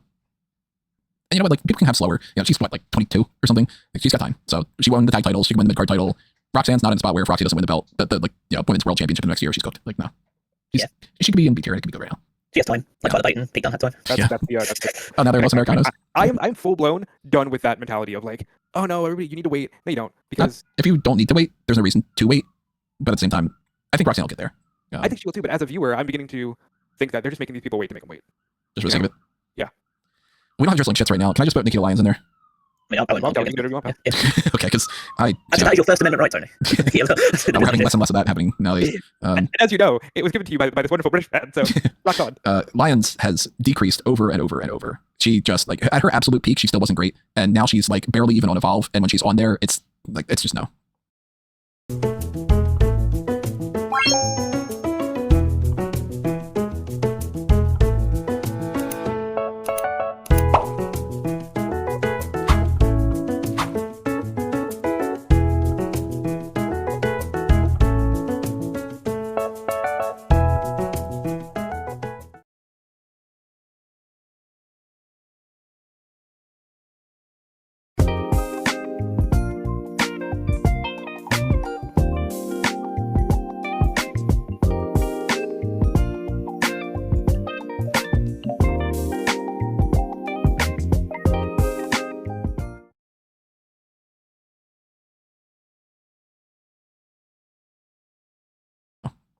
On a real level, she was okay when she started, and now both of her knees. And you just, like, I genuinely feel bad in that way. That it's like, damn, you were starting from, you know, not super duper high, but now both your knees are gone. Right now that has made it to where she can't work in the ring, and she's also just been like, she doesn't have the same energy that she had before, and like, Yeah, it's This is what I'll say. Ava is a good example of, boy, when you really were forced to put someone in a spot, you found a pretty decent spot for them. If you find a spot for Nikita that's not in the ring. it's crazy how Ava was terrible. That's what it is. She was fucking terrible. Like, she sucked on the mic. She sucked in the ring. She had no character. And then they gave her this general manager role, and she was bad at that. And she's gotten to a point now where she's confident enough that it's like, she's a fine enough general manager. She wouldn't be my first pick. And, if we were doing some kind of a draft and it was like ranking, we can pick our general managers, I'm certainly not going to pick Ava over like a William Regal or a Teddy Long or whoever the hell else. But like, she's fine in this role. Good for her. Nikita. Also, that's what I'll say. She's also extremely young and needed to find herself. You know, Nikita is not finding most charismatic man of all time. So let's go with toss another random name out there. Thea Hale. Thea. Thea to me, I hate to do this. Realistically, Thea is a D. Unfortunately, she's another one. There haven't been too many fumbles in the NXT women's division, but that's another one where they're just like, no, you're gonna lose. Yeah, we just don't want to push you. And if Fallon and JC are a C, I can't put Thea on the same level right now. But she's definitely higher up than Lady and Jasmine, because the only reason why she isn't higher up is because they just for some reason don't want to fucking push her. Thea's fun, and she's good in the ring. But they don't care. And that sucks. I think I'd probably put a couple other people in that range too. Like, I'd probably put Tatum Paxley in that range. Yeah, I think that's fair. I think Izzy has improved to the point that she's at that range. I would have put her lower before. Rizzo's been just non-existent. I had no opinion. Rizzo. I can't even say what she's like in the ring. Carmen's a D. She's on the same range. Carmen. She has potential. She's hot. She's able to carry herself on the microphone. So like, some things are clicking, but it hasn't all clicked yet. And they haven't bothered to like give her a championship run or like a solid push for more than a few weeks at a time. So she's not on the same range as Fallon and JC, I think. But I would put some other people in the same range as Fallon and JC. I would put Jada Parker. Yeah. I would put Kalani Jordan. Yes. I'd put Lola Vice. Yes. I would put Zarya. Yeah. And she's booked like an E. She's booked like an E. Yeah, it sucks. She's fun, but she's booked lower than the other ones. Tremendously fun, but yeah. Tyra May Steele, I put an E right now. She has some potential. She has to learn more. Like, just get some character. I would genuinely put her at least in D because she can beat all those women, and she would beat all those women if they were booked against her. If they cared enough to really push her with the Olympic thing, she would. But right now, they're like, she's not a jobber. Maybe she would go in D. Yeah. Just wrestle Chelsea Green. That's true. Yeah. Fair enough. Jasmine is like, she's the loser of the group. Ren loses all the time. Tyra being a D makes sense. Chelsea Green's a B. She should be an A, but she's a B. What do you think, Alan? Yeah, that's fine. Let's finish up the NXT side of things. I think Soul jumps up. Yeah, I think she's already a B. Lash has been doing pretty well. I put her in the same range as Jada Parker and all them. I'd put her at C. Maybe D, but most improved wrestler of a long time. Lash Legend is at least a C. Good for her. I'd go E for Ariana Grace. I think that's fair. And then Blake Monroe is last NXT talent. And B. Was that a D you said or C? B is in boy. You can't judge Big John Grace. You can't judge this based on AEW, anything to do with her AEW run. Right. So I'm like, you have to. I think I'd go C for Blake. But I mean, it does make sense that she's been treated like she's on par with Jordan Grace and stuff. So maybe B. And but JC.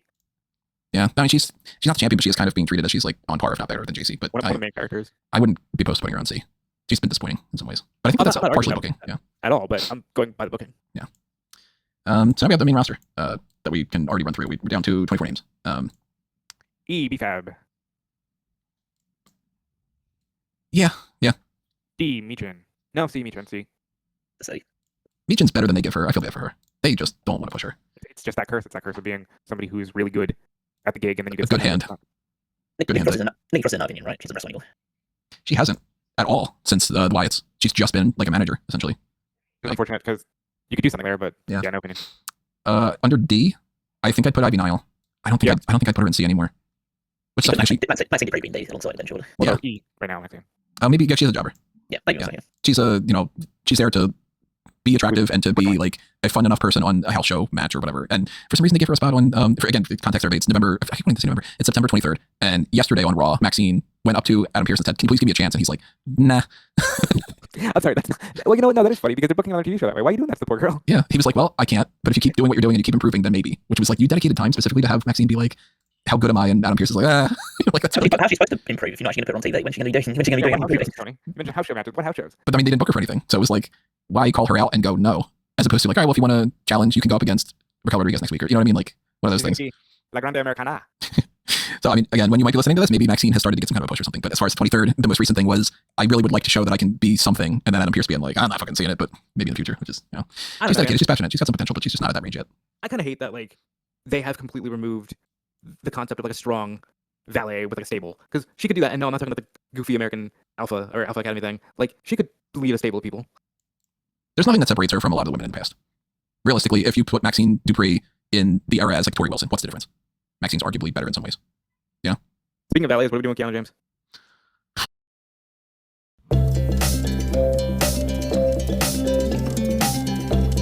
Wendy's.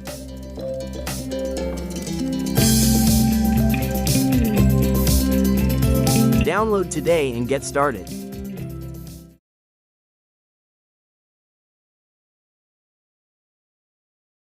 The smartest people on earth know how to spot a good deal. That's why they shop at Ollie's first. You'll save up to 70% off the fancy store's prices. So you go, you smart and savvy shopper. You know where the real deals are, where they sell good stuff cheap. Ollie's! Good stuff cheap!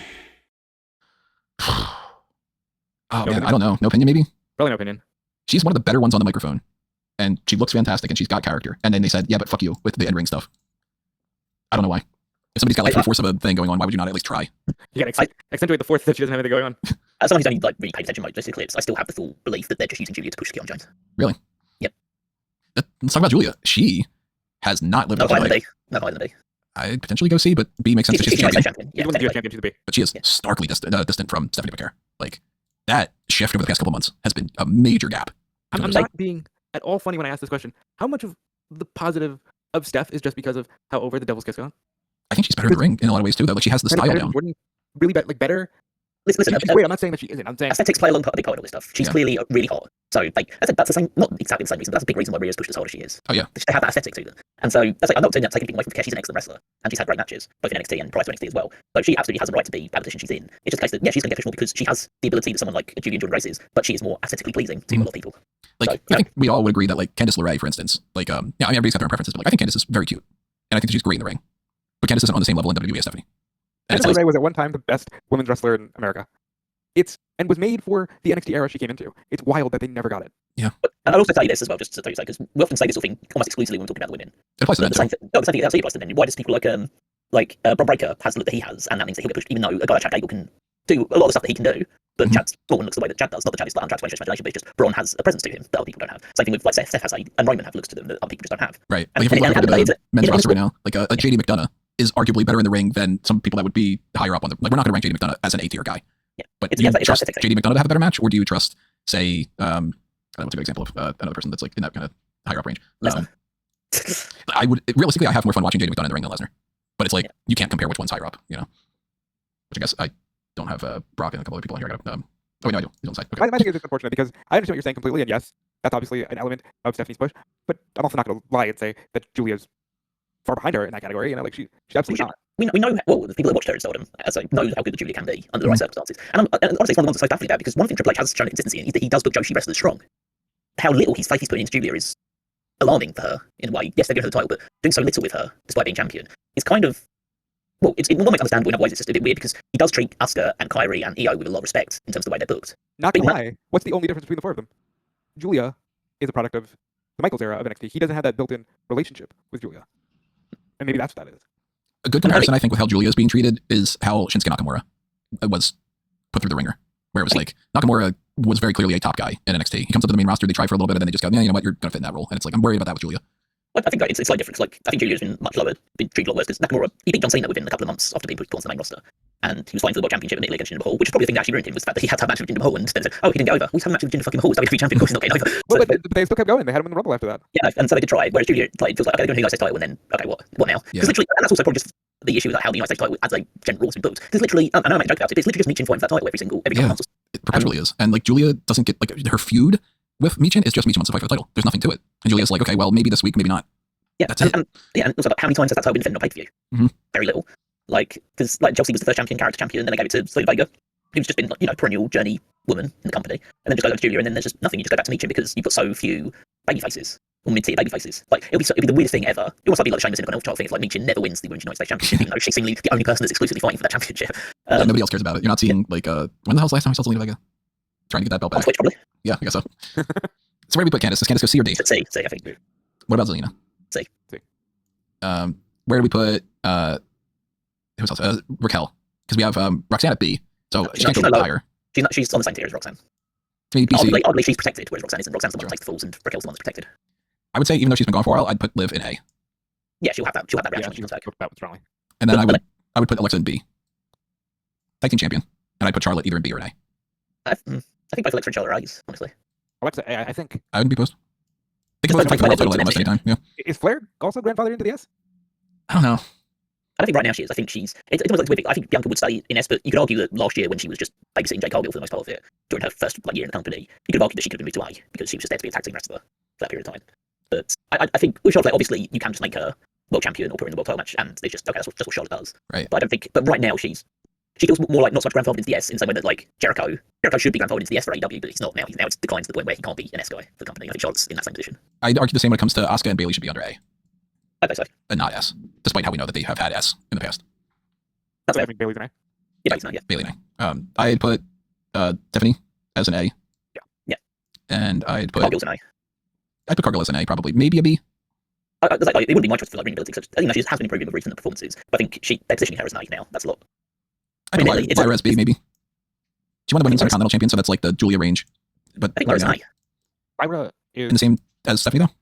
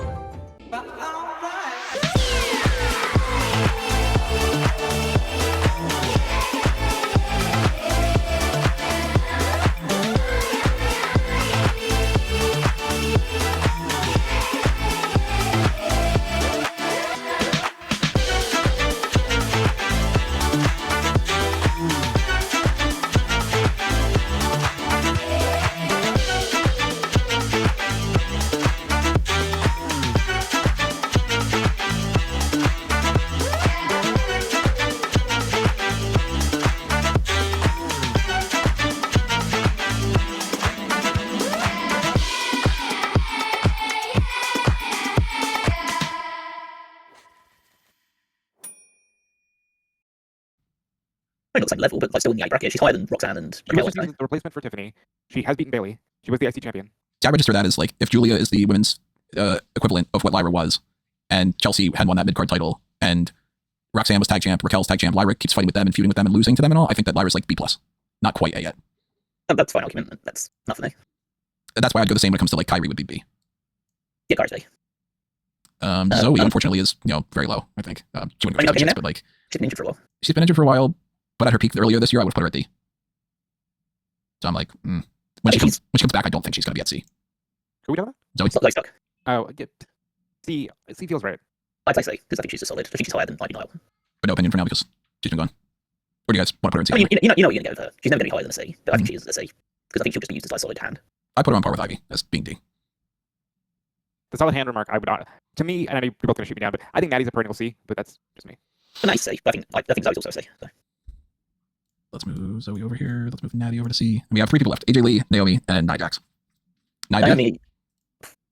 Yeah. Oh, I think they're both D's. Naomi and Nia, I'd put them both in B. Yeah. And then AJ, I almost kind of want to put no opinion because she has only wrestled one match. It was 3 days ago from when we're recording this. Yeah, it's hard to. She's going to be positioned twice, but it also depends on we don't know how long she's going to be there for. Right. And to judge based off of one match when if she hadn't wrestled in 10 years is kind of hard to like. I didn't think she was particularly great in that match, but I don't want to be like she's terrible.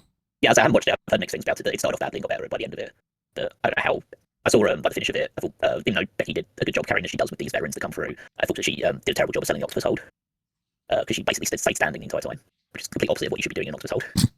But it's hard, you can't judge AJ based on one match. If she comes back and does something more regularly, then there's time to judge her. But it may be a point of, like, by the time you come around to doing it next year, she might only have like 3 matches in her entire run, and like, we're not even talking about her next year.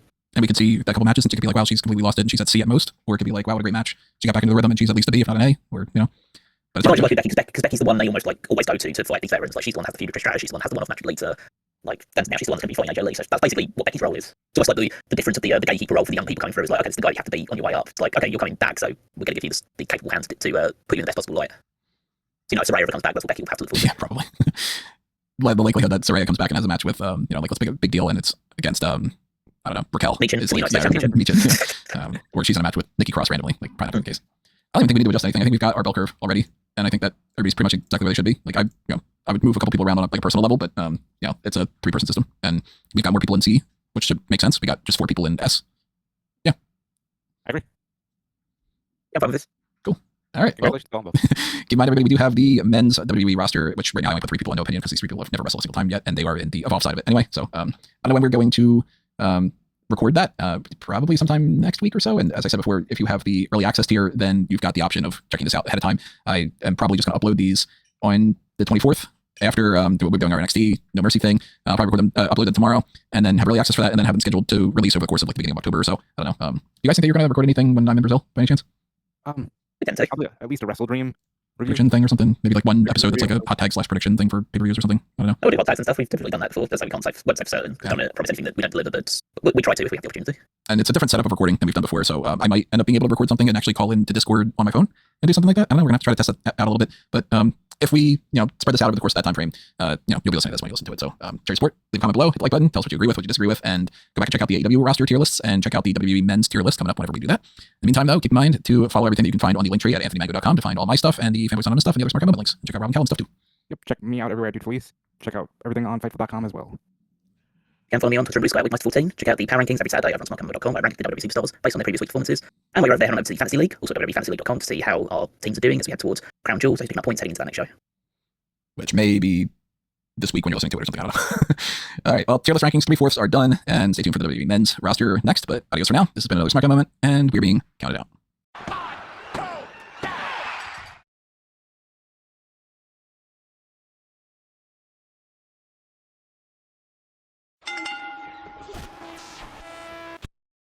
What is up, wrestling fans? Welcome to our annual tier list rankings from the Smart Guy Moment Smack Talk podcast. I'm your host, as always, Tony Mango. Joining me as always are Robbie Fleece. Hey. And Callum Wiggins. Hello. And I want to preface this with a little bit of a heads up. We are recording these, whatever we end up recording today, depends on what it is, on the 23rd of September. And I'm not entirely sure exactly when this is going to be released. It's going to be released early for the people that are on the $5 and up tier on YouTube. But the other people that are going to have to wait, I don't know when I'm going to schedule these things to come out. I don't know if we're going to record 1 or 2 episodes today, or 3 or 4, whatever it might be. But we're knocking out a couple things a little bit ahead of time. And some of this is going to be heading over into October. So keep that in mind too. We are doing our usual thing here where we've got the AEW women's roster, the AEW men's roster, the WWE women's roster, and the WWE men's roster as of September 23rd as our reference point, and our usual tier list rankings the way we've done the past couple of years. So we'll explain what those rankings are, although it's pretty self-explanatory. I mean, if you've seen one tier list thing, you've seen the other ones. So as we go along here and we rank the different superstars and wrestlers that are on these lists, we want to know your opinions about that as well. Still paying too much for your phone plan? Ouch. Tello Mobile's here to fix that.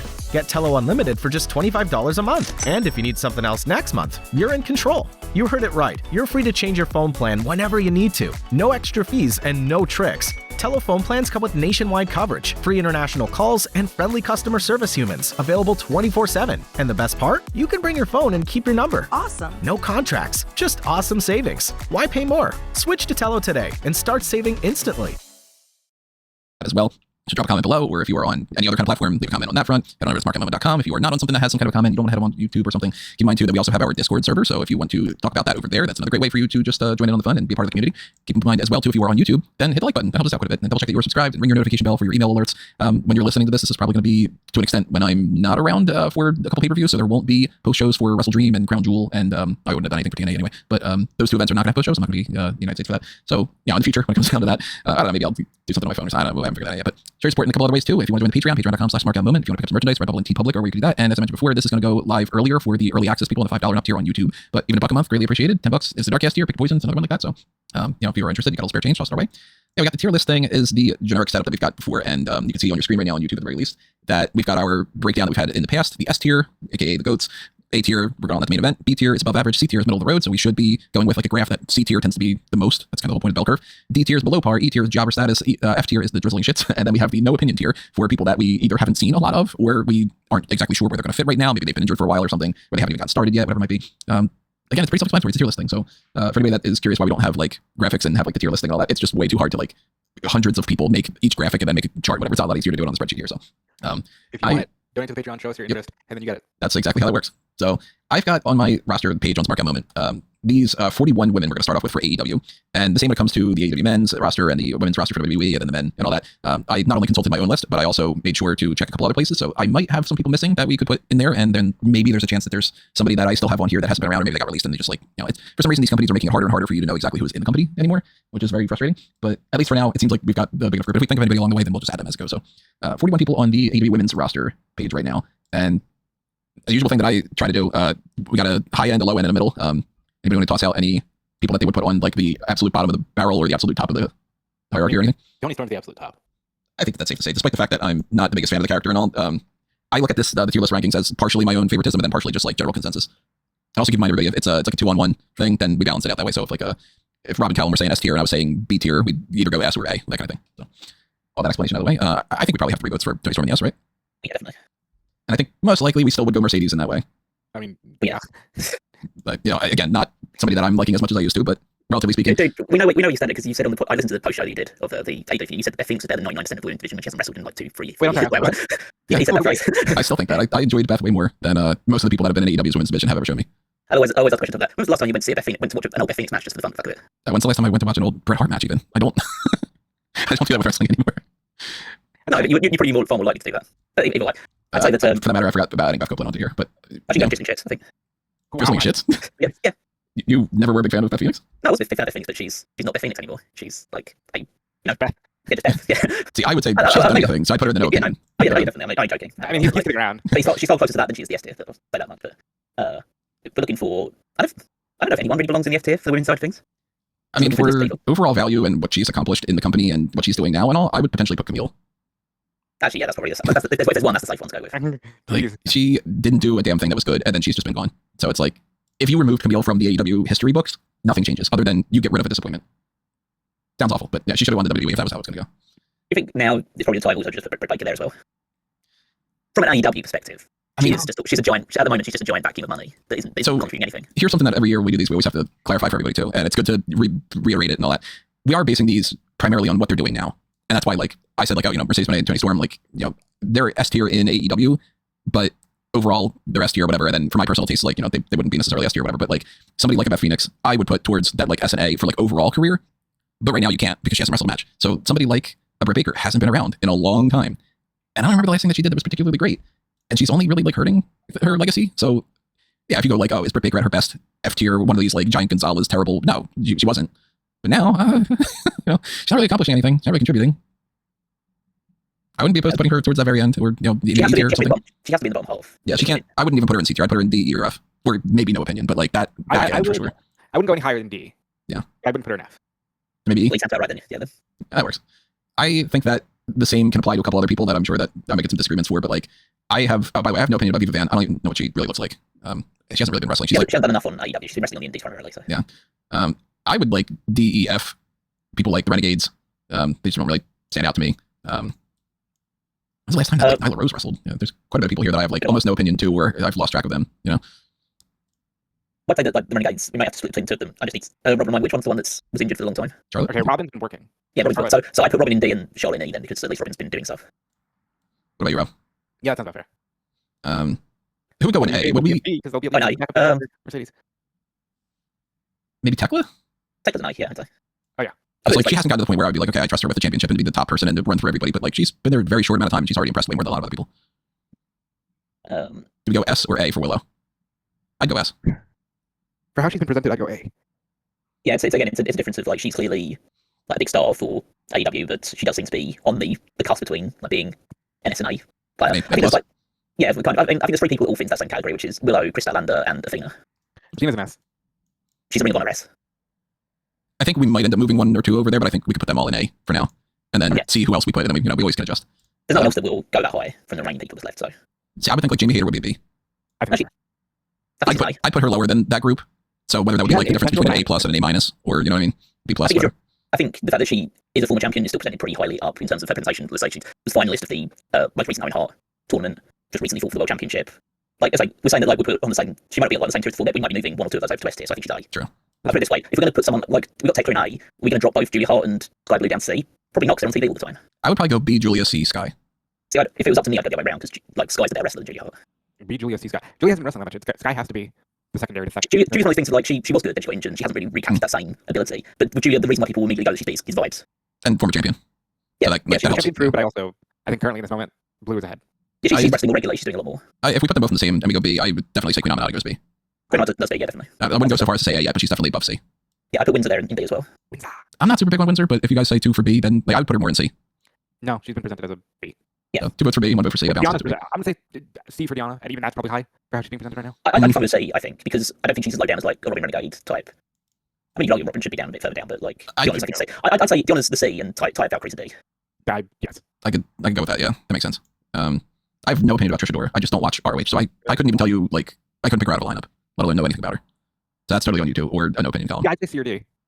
I'd say more D, because even though she's kind of, like, she's obviously part of the Shanghai Promotions, and so has a somewhat featured role there, that even when she wrestles like women's matches, she's never been presented as a consistent threat, even for ring-boss standards.